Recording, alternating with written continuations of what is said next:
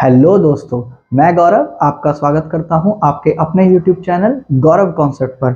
और आज जो हम क्लास लेकर आए हैं वो पॉलिटी की क्लास है। इससे पहले मैंने आपको पार्ट 2 और पार्ट 1 के बारे में बताया था। उससे पहले हमने प्रीएम्बल के बारे में बात किया था। ठीक, उससे पहले मैंने आपको सोर्सेज ऑफ इंडियन कॉन्स्टिट्यूशन के बारे में बात करी थी। और अब हम पार्ट 3, 4, 5 इस तरीके से आगे चलेंगे और मैं आपको पूरी पॉलिटी कराऊंगा।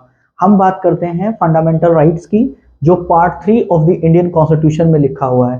अगर हम किसी भी कंपटीशन की बात करें तो किसी भी कंपटीशन के पॉइंट ऑफ व्यू से फंडामेंटल राइट सबसे ज्यादा इंपॉर्टेंट है। और फंडामेंटल राइट से हमें एक ना एक क्वेश्चन हर एक पेपर में देखने को मिलता है।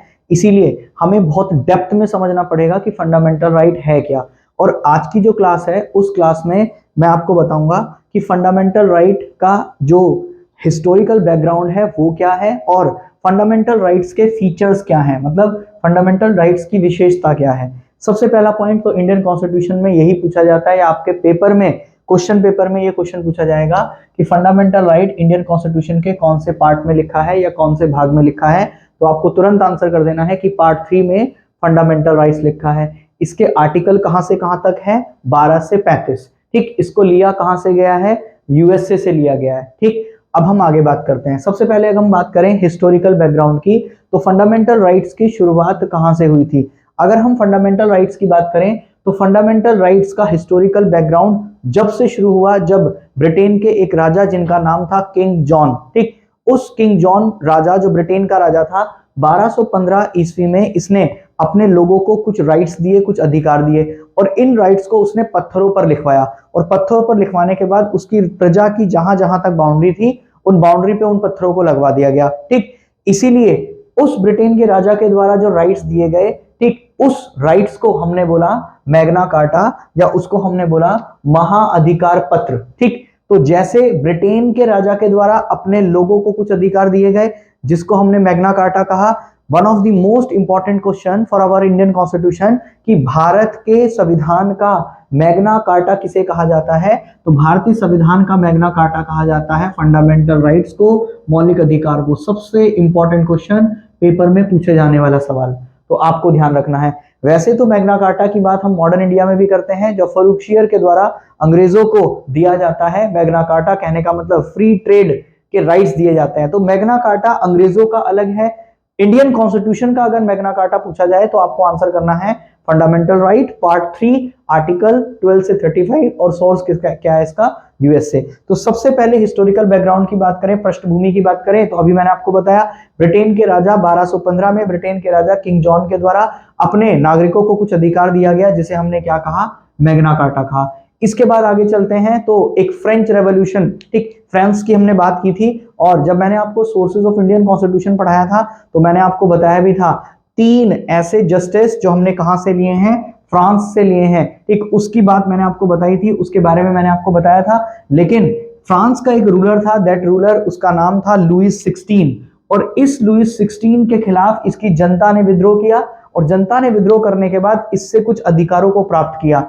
लेकिन इतिहासकार ऐसे कहते हैं, कुछ किताबें ऐसा लिखती हैं इस लुइस 16 के बारे में कि इस लुइस 16 ने जो अधिकार अपने लोगों को दिया, इसी ने खुद इन अधिकारों का क्या कर दिया? उल्लंघन कर दिया। और जैसे ही इसने अधिकारों का उल्लंघन किया तो इसी लुइस 16 को फांसी पर चढ़ा दिया गया। ठीक, इसके बाद बात करते हैं हम यूएसए की। भाई, ब्रिटेन के राजा के द्वारा जो फंडामेंटल राइट दिए गए उन्हें पत्थरों पर लिखवाया गया था। ठीक, लुइस ने जो राइट्स दिए, ठीक, लेकिन इसी ने इसका विरोध किया इसलिए इसको फांसी पर चढ़ा दिया गया। तीसरी कहानी आती है 1791 की। और 1791 में यूएसए के द्वारा, भाई हमने पढ़ा है कि सबसे पहली बार लिखित कॉन्स्टिट्यूशन को देने वाला ही देश कौन है? यूएसए है। प्रीएम्बल का आइडिया देने वाला भी कौन है? यूएसए है। और फंडामेंटल राइट्स को जो कॉपी किया है इंडिया ने, वो भी कहां से किया है? यूएसए से किया है। लेकिन पूरी तरीके से कॉपी नहीं किया है। हम अपने फंडामेंटल राइट्स की जब फीचर्स को पढ़ेंगे तो जानेंगे। तो फंडामेंटल राइट्स को यूएसए के द्वारा सबसे पहली बार 1791 में दिया गया और इसने एक बिल ऑफ राइट्स के तहत अपने लोगों को मौलिक अधिकार दिए या अपने कॉन्स्टिट्यूशन में फंडामेंटल राइट्स को जोड़ा। तो इसीलिए हम कहते हैं कि जैसे यूएसए के फंडामेंटल राइट्स हैं, हूबहू हमारे देश में भी क्या होंगे? फंडामेंटल राइट्स होंगे। अब हम बात करते हैं हमारे देश के हिस्टोरिकल बैकग्राउंड की। ये तो है वर्ल्ड का हिस्टोरिकल बैकग्राउंड जहां से फंडामेंटल राइट्स की उत्पत्ति हुई। सीधी सी बात याद रखनी है, ब्रिटेन, उसके बाद फ्रेंच रेवोल्यूशन और उसके बाद यूएसए, और यूएसए से ही कॉपी किया है हमने अपने देश में। अब हम बात करते हैं हमारे देश की। भारत में फंडामेंटल राइट्स का इतिहास क्या है? तो भारत में फंडामेंटल राइट्स की कहानी शुरू करते हैं सरदार बाल गंगाधर तिलक के द्वारा। बाल गंगाधर तिलक के द्वारा ठीक एक स्वराज विधेयक पेश किया गया 1895 में, और इसी स्वराज विधेयक में सबसे अहम भूमिका निभाने वाले जो व्यक्ति थे उन्हीं का नाम था बाल गंगाधर तिलक, जिन्होंने फंडामेंटल राइट्स को यानी कि फंडामेंटल डिमांड को यानी कि तेज किया या अहम भूमिका निभाई। इसके बाद आपको पता है 1885 में कांग्रेस का एस्टैब्लिशमेंट हो चुका था, और 28 दिसंबर 1885 को कांग्रेस को अंग्रेजों के द्वारा ही बनाया गया था, और इसकी स्थापना एक अंग्रेज के द्वारा की गई थी। That name was A.O. Hume, Allan Octavian Hume. और जब अंग्रेजों ने कांग्रेस की डिमांड की, कांग्रेस को बनाया, तो कांग्रेस ही वो पार्टी थी या कांग्रेस के अंदर वो पढ़े लिखे लोग थे जो अपनी बात अंग्रेजों से कह सकते थे। इसीलिए 1917 और 19 में कांग्रेस के मंच से पहली बार डिमांड की गई किसकी? फंडामेंटल राइट्स की। इसके बाद हम बात करते हैं एक आयरिश लेडी की जो 1925 में ठीक पहली बार वर्बल डिमांड या मौखिक डिमांड करती है। इस डिमांड को हम वर्बल कहते हैं या इसको हम मौखिक डिमांड कहते हैं।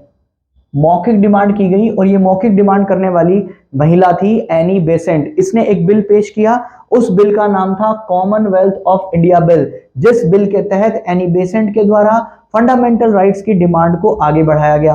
फिर जब हम मॉडर्न इंडिया को पढ़ेंगे तो मैं वहां आपको बताऊंगा 1927 में भारत में एक एक्ट भेजा गया जिसको हम साइमन कमीशन बोलते हैं, और उस साइमन कमीशन का भारतीयों के द्वारा क्या किया गया था? विरोध किया गया था।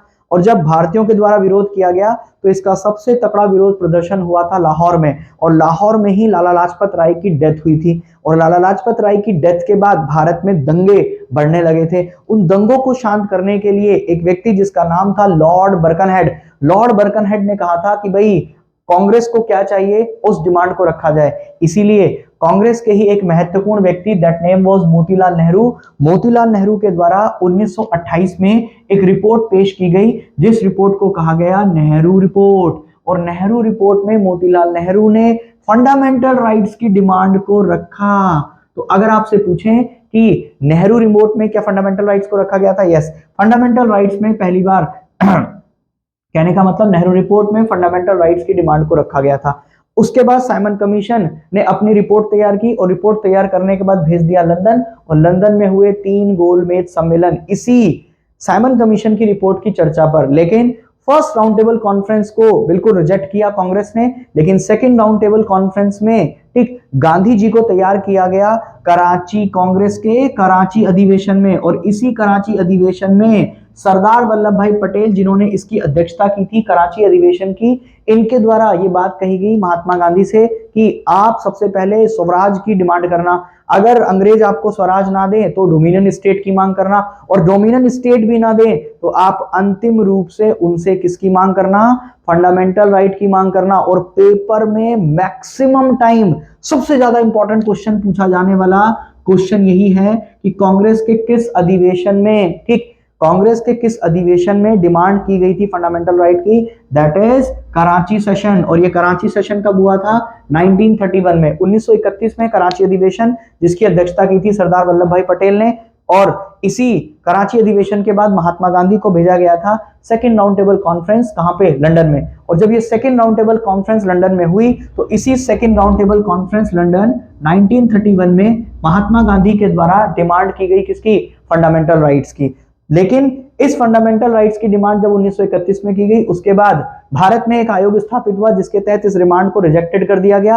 और 1935 में जब गवर्नमेंट ऑफ इंडिया एक्ट आया, जिसमें हर भारतीय ये आस लगाकर बैठा था कि हमें हमारे फंडामेंटल राइट्स मिलेंगे, लेकिन विदाउट ऑफ फंडामेंटल राइट आया हमारा 1935 का गवर्नमेंट ऑफ इंडिया एक्ट।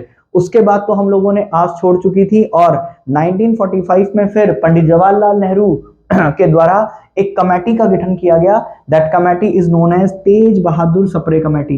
ठीक, और मैंने आपको बताया 1946 में संविधान सभा के इलेक्शन हुए। उसके बाद ठीक तेज बहादुर सप्रे कमेटी ने अपनी ये डिमांड रखी कि भारत में भारतीय लोगों के पास कुछ ऐसे राइट होने चाहिए जो राइट उनसे कोई ना छीन सके। इसीलिए तेज बहादुर सप्रे कमेटी की सिफारिश पर दो तरीके के राइट रखे गए। एक को तो रखा गया पार्ट 4 के अंदर और एक को रखा गया पार्ट 3 के अंदर। जो पार्ट 4 के अंदर रखे गए उन्हें तो हमने बोला डीपीएसपी, और जो पार्ट 3 के अंदर रखे गए उन्हें हमने बोला फंडामेंटल राइट। तो पार्ट 4 में हम पढ़ेंगे directive principle of state policy, जबकि पार्ट 3 में हम लोग पढ़ते हैं फंडामेंटल राइट्स के बारे में। दोनों में सबसे बड़ा अंतर यह है, फंडामेंटल राइट्स का अगर उल्लंघन होता है, आपसे कोई आपके फंडामेंटल राइट छीनता है, तो आप जस्टिस यानी कि न्यायालय में जा सकते हो, लेकिन डीपीएसपी में यह प्रावधान नहीं है। आप directive principle of state policy में जस्टिस के लिए सुप्रीम कोर्ट और हाई कोर्ट में नहीं जा सकते हैं। तो अगर हम फंडामेंटल डिमांड या फंडामेंटल राइट का इतिहास भारत में देखें तो सबसे पहले बाल गंगाधर तिलक स्वराज विधेयक के द्वारा, फिर कांग्रेस के मंच पे 1917-19, 1925 में एनी बेसेंट, 1928 में नेहरू रिपोर्ट, 1931 कांग्रेस के कराची अधिवेशन और 1945 तेज बहादुर सप्रे कमेटी के द्वारा दो राइट्स बनाए गए। एक को बोला गया डीपीएसपी, एक को बोला गया फंडामेंटल राइट। डीपीएसपी न्यायालय में नहीं ले जा सकते, फंडामेंटल राइट्स को न्यायालय में ले जा सकते हैं। अब आखिरी टॉपिक की बात करते हैं, जिन्हें मैंने बोला है features of fundamental right. FR का मतलब यहां पर फंडामेंटल राइट है और मौलिक अधिकार है। तो आपको ये 5 टाइप के फीचर्स याद रखने हैं जो ये कहते हैं कि fundamental right is not absolute. कहने का मतलब फंडामेंटल राइट असीमित नहीं है। कहने का मतलब किसी पर्टिकुलर कंडीशन में, भाई आपके फंडामेंटल राइट को आपसे छीना तो जाएगा नहीं, लेकिन एक पर्टिकुलर कंडीशन में आपसे फंडामेंटल राइट को क्या कर सकते हैं, सस्पेंड कर सकते हैं। ठीक, जैसे हम बात करते हैं नेशनल इमरजेंसी की, राष्ट्रीय आपातकाल की। मैंने ही आपको बताया था जर्मनी से प्रोविजंस लिए गए हैं, और राष्ट्रीय आपातकाल इंडियन कॉन्स्टिट्यूशन के आर्टिकल 352 में लिखा है। और ये राष्ट्रीय आपात कौन लगाता है, प्रेसिडेंट लगाता है। भाई अगर राष्ट्रीय आपातकाल लगा हुआ है तो आपको क्या बाहर जाने की स्वतंत्रता है? नहीं। कहने का मतलब कुछ ना कुछ कंडीशन पे आपके फंडामेंटल राइट्स को सस्पेंड किया जा सकता है कुछ समय के लिए। वही कहता है fundamental right is not absolute, fundamental right असीमित नहीं है। लेकिन 20 और 21 ऐसे आर्टिकल हैं जो नेशनल इमरजेंसी के दौरान ठीक क्या नहीं होते, सस्पेंड नहीं होते। मैं आपको पढ़ाऊंगा, बहुत ज्यादा इंपॉर्टेंट क्वेश्चन है, पेपर में पूछा जाता है कि इमरजेंसी के दौरान कौन से दो आर्टिकल सस्पेंड नहीं होते हैं, आर्टिकल 20 और आर्टिकल 21। ठीक, तो बिल्कुल बात समझ में आती है कि फंडामेंटल राइट को किस भी कंडीशन के तहत असीमित कर सकते हैं। कहने का मतलब हम इन्हें क्या कर सकते हैं, सस्पेंड कर सकते हैं। दूसरा हमारा कहता है fundamental right is justiciable and enforceable. कहने का मतलब अगर आपसे आपके कोई फंडामेंटल राइट छीनता है तो आप उसके तहत ठीक कहां जा सकते हो, कोर्ट में जा सकते हो। और केवल 2 ही कोर्ट में जाने का प्रावधान है, एक तो सुप्रीम कोर्ट जो कहेगा आर्टिकल 32 के तहत, और हाई कोर्ट जो कहेगा आर्टिकल 226 के तहत। और इस आर्टिकल 32 और 226 के तहत आप क्या डाल सकते हो, रिट डाल सकते हो। और कितने टाइप की रिट डालोगे, 5 टाइप की। जब मैं आपको आर्टिकल 32 पढ़ाऊंगा तब मैं आपको डिटेल में बताऊंगा कि ये रिट 5 टाइप की रिट कौन सी होती है और उन्हें कैसे लागू किया जाता है। वो सुप्रीम कोर्ट और हाई कोर्ट का काम है कि हम रिट को किस प्रकार से लागू करेंगे। फिर हम बात करते हैं तीसरे पॉइंट की, जिसमें ये कहता है fundamental right is not bounded. Fundamental right बाध्यकारी नहीं है। कहने का मतलब भारत में किसी भी व्यक्ति पर मौलिक अधिकार जबरदस्ती थोपे नहीं जाएंगे। जो भी व्यक्ति भारत में पैदा होगा उस व्यक्ति के पास अपने आप ही कुछ राइट्स होंगे, जिन राइट्स को हम क्या बोलेंगे, फंडामेंटल राइट्स बोलेंगे। नेक्स्ट अगला पॉइंट कहता है fundamental right is amendable.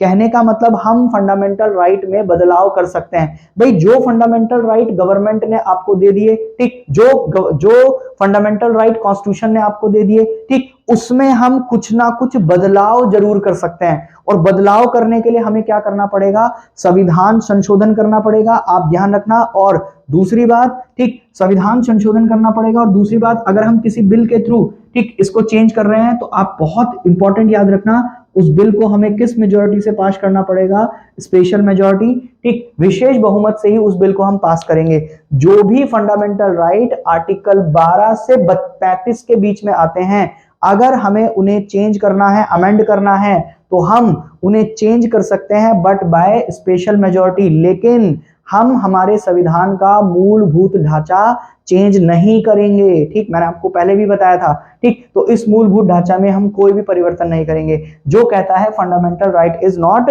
Amendable. फिर हम बात करते हैं fundamental right against the state. कहने का मतलब आपको जो आपके फंडामेंटल राइट मिले हैं वो किसके विरुद्ध मिले हैं। तो आपको ध्यान रखना है, आपको फंडामेंटल राइट राज्य के विरुद्ध मिले हैं। अब यहां राज्य का मतलब ना तो यूपी है, ना पंजाब है, ना मध्य प्रदेश है।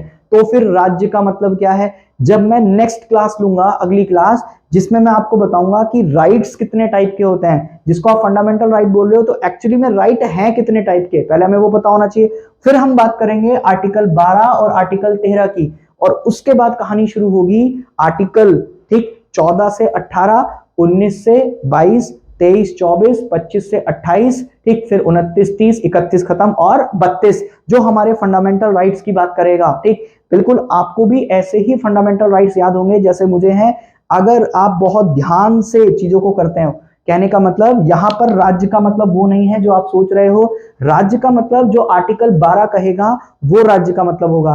कहने का मतलब अगर हम आज की क्लास की बात करें तो हिस्टोरिकल बैकग्राउंड क्या रहा फंडामेंटल राइट्स का, और फंडामेंटल राइट्स के क्या फीचर्स हैं, केवल हमें उन्हीं के बारे में जानना था। ठीक, तो अगर आपको मेरी वीडियो पसंद आ रही है तो आप मेरी वीडियो को ज्यादा से ज्यादा शेयर कीजिए, ज्यादा से ज्यादा अपने दोस्तों को बताइए, और इसी तरीके से आप जुड़ते रहिए। मैं आपको ज्यादा से ज्यादा वीडियो देने की कोशिश करूंगा।